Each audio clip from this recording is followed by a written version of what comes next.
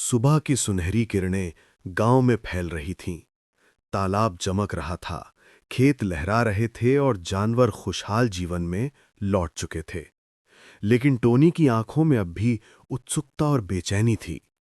उसने रात को मिले उस नीले पंख और आसमान में बने नक्शे को याद किया। नक्शा हवा में नहीं था, बल्कि अब उस पंख में ही समा गया था। जब भी टोनी पंख को छूती, नीली चमक उठती और नक्शे की तस्वीर सामने आ जाती। नक्शे में एक लंबी नदी दिखाई देती थी, जो पहाड़ों के बीच से गुजरती और अंत में एक विशाल गुफा तक पहुंचती। कछवा दादी ने नक्शे को देखा और धीरे से बोली, "ये कोई साधारण जगह नहीं है। इसे सपनों की गुफा कहा जाता है। कहा जाता है कि वहां एक क्रिस्टल घंटी है। जो भी उसे बजाता है, उसके गांव पर कभी अंधेरा नहीं छा सकता। लेकिन वहां पहुंचना आसान नहीं है।" टोनी के पंख उत्साह से फड़फड़ाए। "तो हमें वहां जाना होगा। गांव की सुरक्षा सिर्फ एक मोती से नहीं, बल्कि पूरी दुनिया की ताकत से होनी चाहिए।" तोता हंस पड़ा। "लगता है हमें नया सफर शुरू करना ही होगा।" खरगोश उछल पड़ा। "अब तो मैं और भी तेज दौड़ सकता हूं, मैं भी साथ हूं।" इस तरह नई यात्रा की तैयारी शुरू हुई। तीनों दोस्त नक्शे के बताए रास्ते पर चल पड़े। पहाड़ों की ओर जाते हुए उन्हें सबसे पहले मिली एक चौड़ी और गहरी नदी। नदी का पानी तेजी से बह रहा था, जैसे किसी ने उसकी लहरों में गुस्सा भर दिया हो। खरगोश ने घबराकर कहा, "हम इसे कैसे पार करेंगे?" तोता ऊपर उड़ गया और बोला, "देखो, उधर कुछ लकड़ी के तने हैं, हम उनसे पुल बना सकते हैं।" तीनों ने मिलकर कोशिश की। टोनी छोटी छोटी टहनियां लाकर रखती, खरगोश लकड़ियां धकेलता और तोता ऊपर से दिशा दिखाता। आखिरकार उन्होंने एक छोटा पुल बना लिया। लेकिन जैसे ही वे पार करने लगे, नदी से एक विशाल मगरमच्छ निकल आया। उसकी आंखें लाल थीं और दांत तलवार जैसे। मगरमच्छ गरजा, "कौन मेरी नदी पार कर रहा है?" टोनी ने साहस से कहा, "हम शांति के लिए जा रहे हैं, हमें रोको मत।" मगरमच्छ हंसा, "हा हा हा, शांति मेरे लिए क्या? अगर आगे जाना है तो पहले मेरी पहेली का उत्तर दो।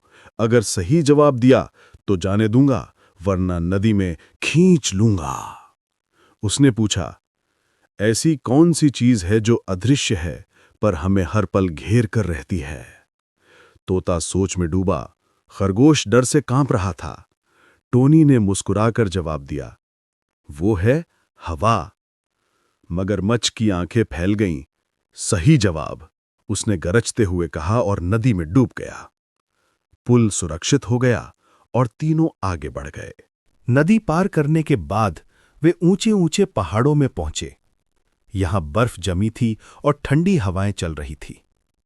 तीनों ठिठुरकम हुए आगे बढ़े। रात को उन्होंने एक गुफा में शरण ली।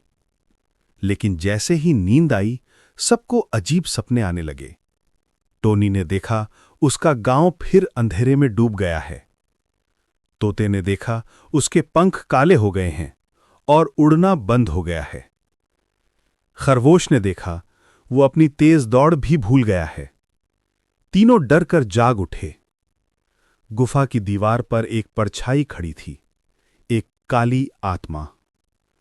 उसने धीमी आवाज में कहा, "अगर तुम सपनों की गुफा तक पहुंचे तो अपने सबसे बड़े डर से सामना करना होगा। क्या तुम तैयार हो?" टोनी कांपते हुए बोली, "हां, हम तैयार हैं।